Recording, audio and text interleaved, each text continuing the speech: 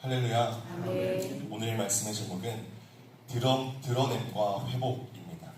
오늘도 우리가 함께 드러냄과 회복이라는 제목을 가지고 함께 말씀을 나눌 때에 우리를 향한 하나님의 사랑과 은혜를 누리는 귀와 복된 시간이 되길 간절히 소망합니다. 아멘. 성도님들께서는 죄를 지었을 때 하나님께서 모른 척하면 좋겠다라고 생각을 하시나요? 아니면 죄를 드러내시고 우리를 벌하시는 것이 좋겠다라고 생각을 하시나요? 이것은 아마 아들의 입장에 섰을 때와 또 아버지의 입장에 섰을 때가 아마 또 의견이 다를 것이라고 생각이 되어집니다. 아들의 입장에서 보면 당장에 받는 이 벌이 무섭기 때문에 하나님께서 벌을 내리시지 않고 그냥 모른 척 하시기를 바랄 것입니다. 그런데 아들을 잘 양육하고 또 귀한 존재로 만들어야 할 아버지의 입장에서는 다를 것입니다.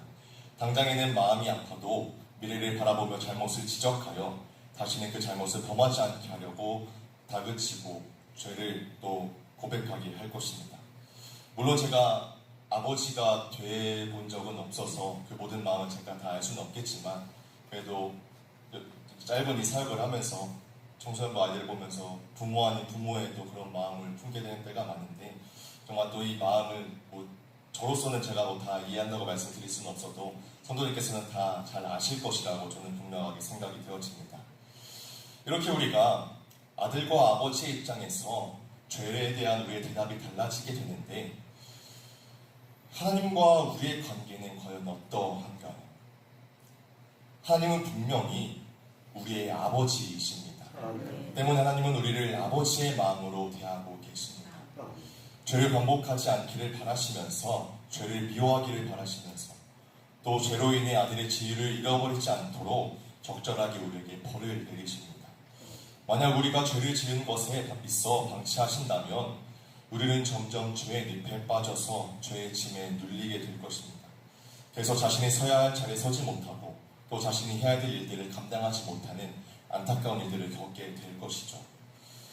우리는 이러한 사실을 오늘 본문에 나오는 요나를 통해서 발견하게 됩니다.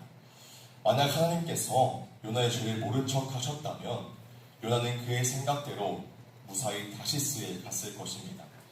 그러면 거기서 무엇을 하며 살았을지는 우리는 알지 못하여도 적어도 선지자로서 하나님을 가까이 할 수도 없을 것이고 의미 있는 인생을 살지도 못했을 것을 우리는 분명하게 알 수가 있을 것입니다.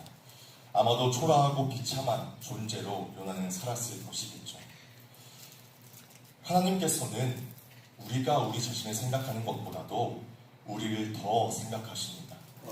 비교할 수도 없이 더 많은 계획을 우리를 향해서 가지고 계십니다. 그리고 어떤 상황 속에서도 그 계획을 실행하십니다. 요나는 자기 자신을 위해 자기 생각대로 다시스로 도망을 가려 했습니다. 그러나 하나님은 그것이 요나에게 결코 도움이 되어지는 것이 아닌 것을 하나님께서는 잘 알고 계셨습니다. 그래서 하나님은 먼저 폭풍을 통해 요나에게 하나님의 마음을 전하셨고 또 오늘 본문 말씀에서 나오듯이 선장의 입을 통해서 그 마음을 전하셨습니다. 하나님은 요나가 하나님의 사람으로 회복될 수 있도록 다양한 방법으로 요나에게 접근하셨습니다. 그래서 결국 요나는 하나님의 열심을 통하여 하나님을 바라보게 됐는데 오늘 본문에서도 하나님께서 요나에게 마음을 전하는 것을 우리는 또 보게 되어지는데 우리가 이 시간 우리가 하나님께서 요나를 향해 또 우리를 향해 전하시는 그 마음이 무엇인지를 오늘 본문 말씀을 통해서 함께 살펴보길 원합니다.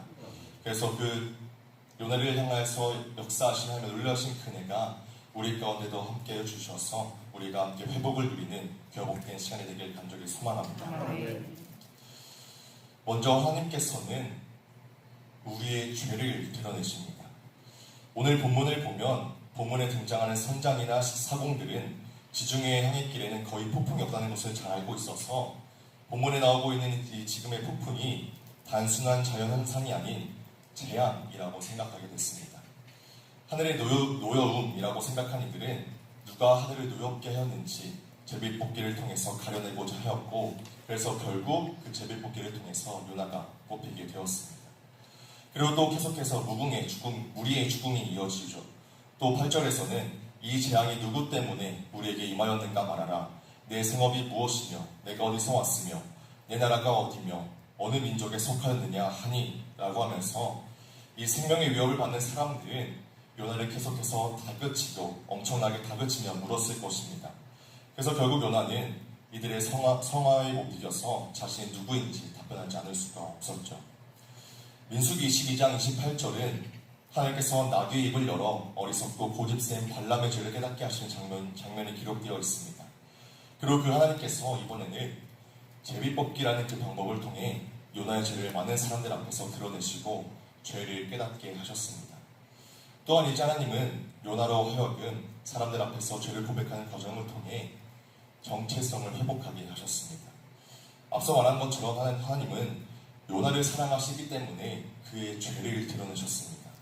또 오히려 스스로 죄를 고백하지 않으면 안 되는 상황으로 스스로 죄를 고백하도록 상황을 몰아가셨습니다. 하나님께서는 그렇게 우리를 몰아가실 때도 분명하게 있을 것입니다. 요나를 계속해서 끝까지 죽음하게 하시고 계속해서 스스로가 죄를 고백하게 하신 것처럼 우리의 삶 가운데도 내가 스스로 죄를 고백하지 않을 수가 없는 상황들이 우리에게는 주어질 때가 있을 것입니다. 그러나 그럴 때에 우리에게 불만과 불안이 아닌 도리어 나를 너무나도 사랑하시는 하나님의 크신 사랑을 깨닫고 감사가 흘러나오길 간절히 소망합니다. 우리가 언제 어디서 무슨 죄를 짓든 하나님께서는 다 보고 계시고 남들은 다 알지 못하는 죄라고 할지라도 하나님께서는 이미 다 알고 계십니다. 그렇게 우리의 죄를 드러내시는 그 하나님의 사랑 속에 나아가는 우리 모두가 되길 간절히 소망합니다. 하나님께서 우리의 죄를 드러내시는 그 모든 것들이 우리를 향한 하나님의 크신 사랑이라는 것을 깨닫고 이 시간 우리가 함께 나아가길 간절히 소망합니다. 그렇게 우리가 두 번째로 함께 나눈 제목은 하나님께서는 죄를 드러내어서 우리의 정체성을 회복시키신다는 것입니다. 요나는 죽어가는 사람들의 질문에 대답하지 않을 수가 없어 먼저 자신을 9절 말씀과 같이 히브리 사람 곧 이방인과 구별된 하나님의 백성임을 밝혔습니다. 그리고 각각 자기의 신을 불렀던 사공들 앞에서 바다와 육지를 지으신 하늘의 하나님 여호와를 경외하는 자라고 자신을 소개하였습니다. 요나는 이 대답을 하면서 자신이 하나님의 뜻을 거스를 수가 없다는 것을 분명하게 깨달았을 것입니다. 하나님을 경외하는 선지자임에도 불구하고 끝까지 자신의 생각대로 행동하려던 자신의 잘못을 깨닫고 천지를 주관하시며 계획을 이루시는 하나님을 고백하지 않을 수가 없었을 것입니다. 하나님의 뜻을 거절할 수가 없음을 깨달은 요나는 사람들에게 하나님을 향한 자신의 계획을 펴어 오게 된 경과를 얘기하였습니다. 그리고 그 결과로 하나님께서 폭풍을 일으키신 것이라고 분명하게 말을 했을 것입니다. 그러자 지금까지 폭풍으로 인해서 두려웠던 사공들은 이제는 폭풍으로 인해서 두려웠던 것이 아니라 죄인을 드러내시기 위해서 폭풍을 일으키시는 그 하나님을 두려워하게 됐습니다. 요나는 자신을 하나님을 경외하는 자라고 소개하는데 결과적으로 볼 때 이 사람들은 이 일을 통해서 하나님을 두려워하게 됐습니다. 하나님의 뜻을 거역할 수가 없음을 안 요나는 폭풍의 와중에도 사공들에게 하나님을 전하였고 하나님에 대한 경외하는 마음을 그들에게 심겨주었습니다. 하나님께서는 이것까지도 다 계획하시고 일하셨습니다. 그만큼 하나님은 요나를 더욱더 사랑하셨고 깊은 관심을 가지면서 그런 상황 가운데도 끝까지 인도하셨던 것입니다. 하나님은 지금 우리에게도 동일한 사랑과 관심을 가지고 계십니다. 그리고 그 계획 가운데에 우리를 위해서 끊임없이 일하고 계십니다. 실수할 때에도 무지중에 범죄할 때에도 변함없이 우리를 사랑하시고 우리를 고쳐주십니다. 이 시간 그 하나님의 은혜와 사랑 앞에 나아가길 간절히 소망합니다. 우리를 밤낮 쉬지 않고 뜬 눈동자처럼 바라보시며 사랑하시는 그 하나님 앞에 우리의 죄를 낱낱이 고백하며 나아가길 간절히 소망합니다. 그럴 때 하나님께서는 하나님의 자녀된 우리의 정체성을 회복시키시고 하나님의 일에 귀하게 사용하실 것입니다. 그렇게 죄에 대한 부끄러움과 동시에 그런 우리를 사랑하시고 회복시키시는 하나님의 은혜에 감사의 회개를 드리는 우리 모두가 되길 간절히 소망합니다. 하나님께서는 죄를 드러내시면서 우리의 정체성을 또 우리가 다시 한번 회복해야 될 그 자리를 우리 가운데 회복시키시니까 우리가 다시 한번 하나님의 그 은혜를 깨닫고 그 은혜 앞에 믿음으로 나아가는 우리 모두가 되길 간절히 소망합니다. 말씀을 마무리하도록 하겠습니다.